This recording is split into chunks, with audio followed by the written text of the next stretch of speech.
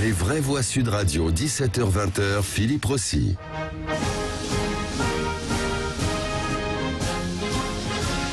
La Première ministre a tenu son discours de politique générale. C'était cet après-midi devant les députés. Elisabeth Borne qui a refusé de se soumettre au vote de confiance. Mais vous qui nous écoutez, est-ce qu'elle vous a convaincu? Si vous l'avez entendu évidemment, Elisabeth Borne, est-ce que vous accordez votre confiance à la Première ministre? Vous dites non à 67% sur le compte Twitter de Sud Radio. Vous continuez de voter évidemment. Et puis vous nous appelez au 0826 300 300 pour réagir. Tiens, Philippe Bilger, est-ce que vous avez suivi alors ce discours de politique générale? Il y a eu beaucoup de réactions politiques. Alors Édith Cresson, la première ministre, qui a été l'ancienne première ministre, qui a été la première à réagir et qui a trouvé ce discours remarquable. Est-ce que c'est votre cas, Philippe ? Non, enfin je ne l'ai pas trouvé mauvais ce discours par rapport au pire qu'on attendait. Mais Édith Cresson a davantage vanté la promotion faite à une femme que la qualité du discours, il faut être clair. Lorsqu'elle dit qu'il est remarquable, on ne peut pas aller dans ce sens-là. Mais on attendait tellement un discours manqué sur le plan de la forme, sur le plan de l'intérêt qu'il allait diffuser, qu'en définitive je ne l'ai pas trouvé mauvais. Il n'a rien de bouleversant. Je regrette naturellement qu'elle ait évoqué en permanence l'éloge du compromis, comme si en réalité le président de la République elle-même n'y allait pas vers ce compromis contraint et forcé. Et donc j'ai été frappé, pardon Françoise, là je suis trop long, mais dans la mesure où j'ai pu écouter également après l'intervention de Jean-Luc Mélenchon de l'extérieur de l'Assemblée et le discours de Marine Le Pen, il est tout à fait ironique, mais moi-même je ne suis peut-être pas un parfait observateur objectif, que les deux discours les plus remarquables par rapport à l'intervention d'Elisabeth Borne ont été le propos de Jean-Luc Mélenchon qui a dénoncé le caractère non démocratique de cette intervention, et d'autre part Marine Le Pen qui a montré à quel point en effet Emmanuel Macron ne prenait pas acte du fait que l'atmosphère avait totalement changé. Le discours d'Elisabeth Borne, c'est comme si en réalité le pouvoir n'avait pas été désavoué. Ouais, Nicolas, qui a été chahuté d'ailleurs, Elisabeth Borne, lorsqu'elle a évoqué la réforme des retraites. C'est vrai que pendant un quinquennat, en général, le Premier ministre n'avait jamais été chahuté, mais là, il y a des oppositions. Voilà, le monde a changé. Nicolas Orsoy. Oui, moi je m'attendais à quelque chose d'un petit peu plus creux. Il y a eu quand même, je trouve, des idées pas idiotes. Comme quoi, par exemple l'idée de reprendre EDF au compte de l'État, et de faire en sorte que on veut reprendre la main. En fait, on a démantelé EDF à cause de l'Europe qui oblige EDF à vendre à bas prix de l'énergie pour qu'ensuite ce soit revendu pour faire un semblant de libéralisme sur un marché qui en fait ne l'est pas et ne pourra pas l'être tant que les centrales appartiendront à EDF. On est dans un libéralisme bidon. Donc oui, on a empêché EDF et c'est très grave puisque en empêchant EDF de vendre le courant au prix normal, l'électricité au prix normal, évidemment on met en danger puisqu'on ampute EDF d'un certain nombre de moyens qui permettraient d'assurer une sécurité optimale du parc nucléaire. Et son renforcement peut-être d'ailleurs, puisque c'est aussi un des souhaits du chef de l'État. Et à mon avis, on ne peut pas faire autrement. Donc oui, il y a eu des choses tout à fait positives. Elle a parlé de l'hôpital, elle a parlé de l'égalité des chances, elle a parlé de l'école. Moi, par contre, j'attends des actes. Ouais. En effet, sur le discours, on est très bien. C'est un peu le même discours que Sarkozy. Les idées sont bonnes, mais sauf qu'il ne s'est rien passé après. Donc moi, j'attends les faits. Ouais. Sur le compromis dont parlait Philippe Bilger à l'instant, Nicolas Orsoy, sur le compromis. Le compromis, de toute façon, elle a dit qu'il y aurait en fait des accords texte par texte. Ouais. Donc elle a bien reconnu qu'il n'y aura pas de coalition automatique. François, c'est comme tous les discours de politique générale, finalement, c'est toujours beau, comme ça, dit sur le papier, on attend les actes, comme Nicolas Orsoy. C'est ni beau, le discours d'Elisabeth Borne, c'est un enfonçage de porte ouverte du début jusqu'à la fin. Je vois pas comment est-ce que Édith Cresson peut trouver ça remarquable. Je partage totalement le point de vue de Philippe Bilger sur le fait qu'elle a trouvé remarquable la promotion d'une femme. C'est mécanique, il n'y a aucun souffle, honnêtement, c'est un amoncellement de lieux communs et en plus de ça, de duplicité. J'aime entendre Elisabeth Borne annoncer que finalement on fera la déconjugalisation de l'allocation pour les adultes handicapés. Vous imaginez quand même que la gauche la propose, et la droite d'ailleurs parlementaire, propose cette mesure depuis en 2018 et en 2019. La majorité a toujours refusé la folie. Ah là, d'un seul coup, on se réveille. Je ne vois pas ce qu'il y a d'extraordinaire dans ce discours. C'est une espèce de catalogue de mesures. C'est écrit vraiment sans rien. Alors après, honte à ceux... Alors elle fait quelques effets de manche. Honte à ceux qui critiquent la police. Bon, tout le monde se lève. Vive les soignants. Tout le monde la traite d'hypocrite. J'ai trouvé ça... tout à fait médiocre au sens premier du terme, c'est-à-dire ça vaut 11 sur 20, 10 sur 11 20, sur 20, ouais. Même pas. Et puis surtout, ça dit surtout qu'on a quelqu'un à l'Élysée qui est sourd, aveugle à ce qui s'est passé, quoi. Voilà. Il s'est rien passé dans ce pays. Et elle est dure, Françoise de Gois. Tiens, vous lui mettez quelle note, Nicolas Orsois? Moi, je mettrais 13. Voilà. Mais parce Bon. que, tu sais, on peut pas faire de procès d'intention. Moi, j'attends les actes, c'est tout. Ouais. Moi, je fais des procès C'est-à-dire d'intention. que le fait de dire c'est une femme, c'est formidable. Déjà, dire ça, c'est J'ai déjà jamais dit une ça, façon moi. presque de. Ça n'a aucun sens de dire c'est bien, c'est une femme. Moi, je m'en fiche complètement que ce soit une femme ou un homme. Ouais. Hein. Ce qui compte, c'est les actes. Voilà, dire c'est une femme, Oui, mais- c'est presque Philippe Bilger. faire du mal à cause des femmes, je trouve. Là où je ne rejoins pas, c'est Nicolas Orsois. Nicolas ou Orsois. Orsois, pardon. Ouais. Pardon, je ne vous rejoins pas totalement parce que, bien sûr, avant les actes, il y a l'importance d'un propos et d'un discours qui est théoriquement chargé d'intégrer un certain nombre d'éléments qui se produisent depuis une réélection. Donc on peut déjà juger le discours en lui-même, si vous voulez, et il peut décevoir avant même qu'on ait le commencement de la moindre action. Bien sûr, on peut être déçu avant. Bien sûr. Moi, je ne suis pas, c'est pas que je suis pas déçu, c'est qu'il n'y a rien de neuf sous le soleil et que, évidemment, ce gouvernement ne tient pas compte du vote des Français, en aucun cas. Quel est le souffle social? Quel est le qu'est-ce qui est au combat? Ah, il y a beaucoup de milliardaires, eh bien, il va falloir qu'on voit leurs résultats environnementaux. Et alors? Mais franchement, qui est-ce qui peut être capable de me dire? J'entendais des commentaires se pâmer en disant c'est bien, elle n'a pas bafouillé, il me manquerait plus que ça qu'elle bafouille. Elle a quand même affronté l'Assemblée D'autant nationale. plus qu'elle lit le truc. Hein. Bien sûr, elle a beaucoup plus à affronter l'Assemblée nationale depuis des années. C'est pas le perdreau de l'année. Elisabeth Borne, elle a présenté des textes devant l'Assemblée. Moi, Mais vous attendiez à quoi? Qu'est-ce que vous attendiez? Vous auriez aimé quoi, Françoise de Gois? Oui, non, mais je sais bien. Moi, je m'attends absolument à rien. Quand on a perdu les élections, qu'on renomme la même première ministre et qu'on fait ce gouvernement-là, il n'y a absolument rien à attendre. Il y a simplement à voir comment les choses vont affronter. Et moi, je vais vous dire, depuis ce matin, je me marre parce que je trouve savoureux les gens qui s'indignent parce qu'une opposition s'oppose, d'accord? Eh bien, une opposition, c'est fait pour s'opposer. Ça s'oppose pas. Par principe, c'est pas sale de s'opposer. Ils avaient perdu l'habitude. Mais c'est les commentateurs politiques. Ah oui. Eux aussi avaient perdu l'habitude. L'opposition s'oppose. Bah oui, parce que l'opposition, elle n'est pas d'accord pour qu'on taxe pas les plus hauts revenus, parce que l'opposition, elle n'est pas d'accord pour qu'on n'y aille que de façon tiède sur la transition écologique, que l'opposition n'est pas d'accord, là je parle de l'extrême droite, sur les questions migratoires. Et ben une opposition, c'est fait pour s'opposer, il va falloir s'habituer. Nicolas Orsois. Non, mais moi, j'ai critiqué pour critiquer, je veux bien, mais là, il faut être concret. Ok, on dit le président de la République n'a pas tenu compte du vote des Français. Très bien. Alors, admettons, supposons, démonstration par l'absurde, supposons qu'il ait nommé Monsieur Mélenchon Premier ministre. Ok, c'est ça que vous auriez voulu. Non, mais allons dans ce sens. Allons. Ah bah si, vous auriez aimé qu'il soit Premier ministre. Allons dans ce sens. Non, stop, mais pourquoi pas? C'est une je tiens cette hypothèse. Ok, elle vous plaît pas? Laissez-le parler, laissez-le parler. Ça ne vous plaît pas, peu importe. Mais moi, c'est je vous pas une dis, hypothèse, supposons qu'on ait nommé. Laissez-le parler. Supposons qu'on ait nommé Monsieur Mélenchon. Pourquoi pas? Alors, Il aurait coupez le droit. micro de Françoise quelques minutes. Est-ce que Monsieur Mélenchon Laissez-le aurait parler. accepté ce poste? Probablement oui. Ok.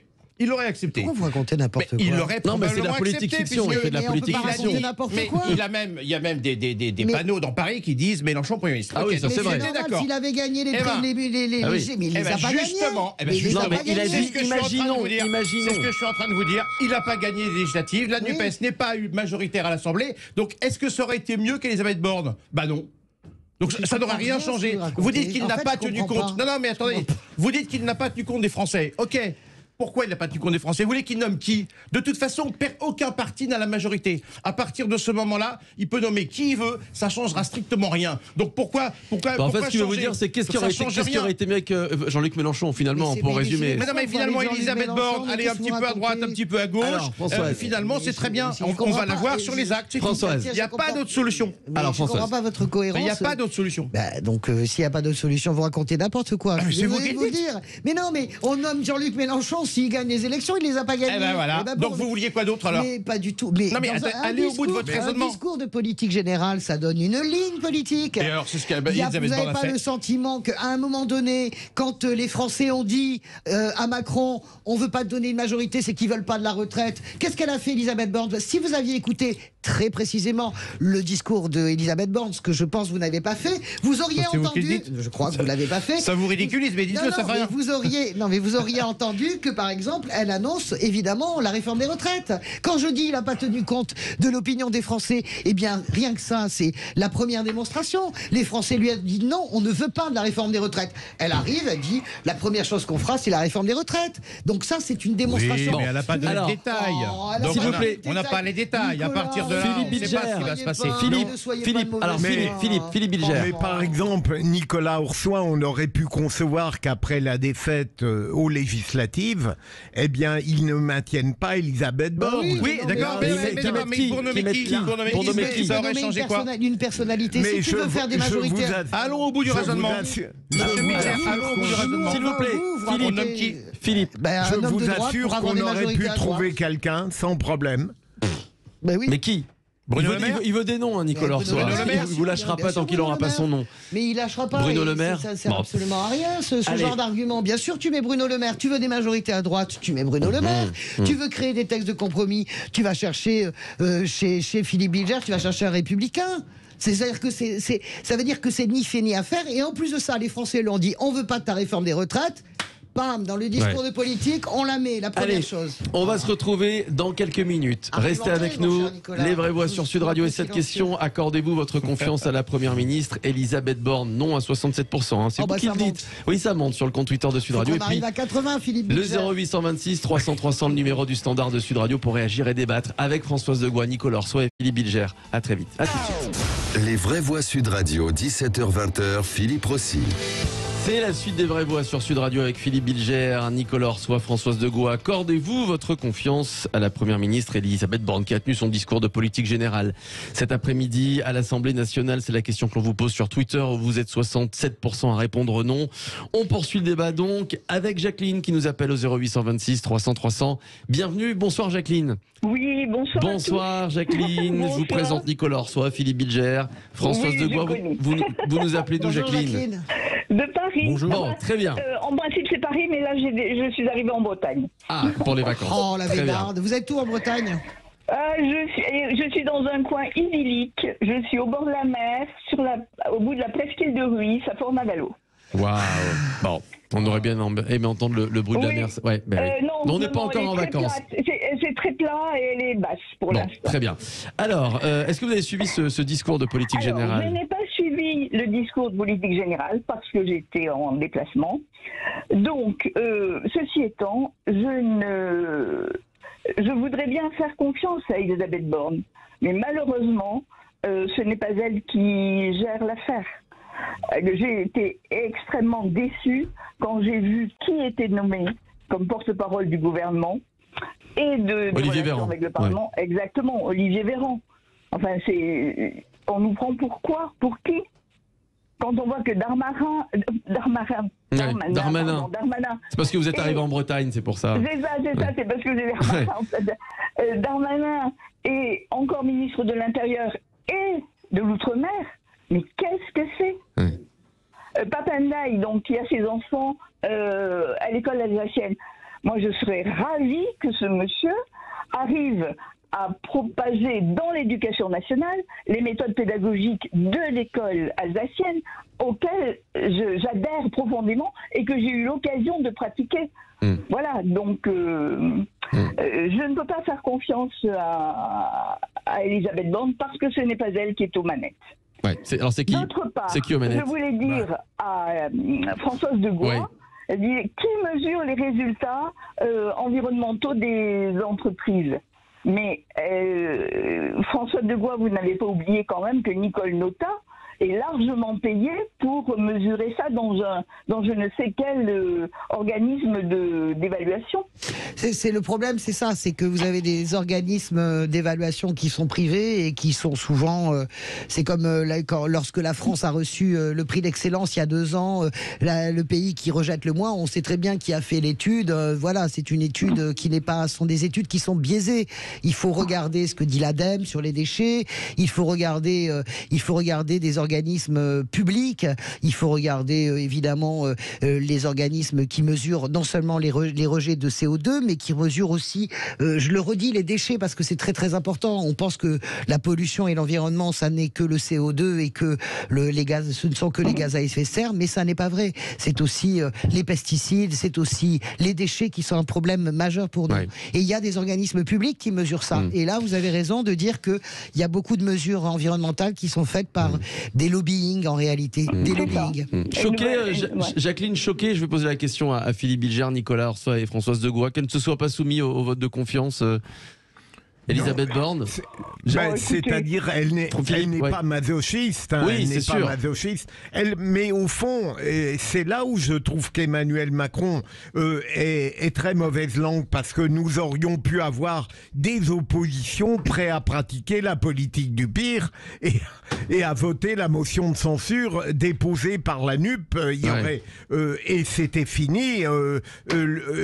Emmanuel Macron était au pied du mur. Mais si vous le permettez, Philippe, je voudrais approuver Jacqueline sur 2 points. Elle a raison lorsqu'elle rappelle que c'est Emmanuel Macron l'inspirateur suprême et que font Elisabeth Borne, ça n'est pas sa faute, ne peut qu'appliquer ce qui lui est dit. Et d'autre part, j'ai bien aimé qu'elle ait mis en cause la cohérence de ce gouvernement.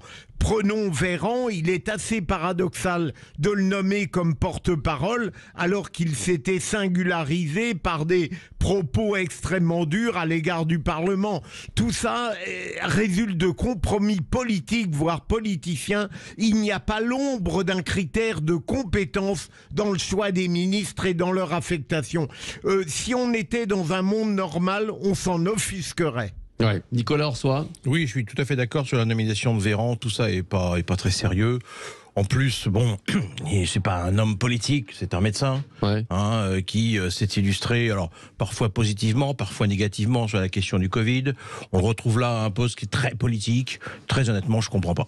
Moi, sur Véran, au contraire, il est très politique. Il a été réélu encore brillamment en Isère. Je suis pas tout à fait d'accord avec sur sa caractéristique avec notre ami Nicolas. Ouais. Il est extrêmement politique. C'est probablement l'un des seuls politiques. Là où je rejoins Jacqueline, c'est qu'il est porteur symboliquement d'abord de la pandémie et également d'un caractère extrêmement clivant et extrêmement rugueux et qui horripile et qui est vraiment épidermique pour un certain nombre de Français. Ça, c'est le premier point. C'est bizarre pour un porte-parole.